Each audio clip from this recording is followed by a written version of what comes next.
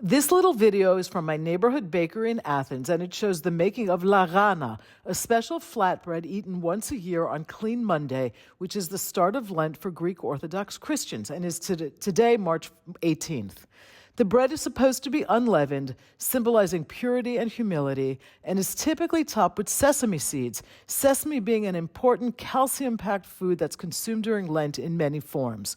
Historically, Lagana can be traced back to ancient Greece, where it was a flat, unleavened griddle bread known as laganon, or laganon, I'm not sure. The practice of eating lagana on Clean Monday is associated with the idea of spiritual cleansing and preparation for the long fasting period ahead. And it's delicious, especially with taramo salata and pickled vegetables and olives and good friends. And on Clean Monday, we try to all go out for a picnic, especially when it falls late in the year like this year, and the weather is great, and people fly kites, and it's one of my favorite holidays. Enjoy. Kali Sarakosti.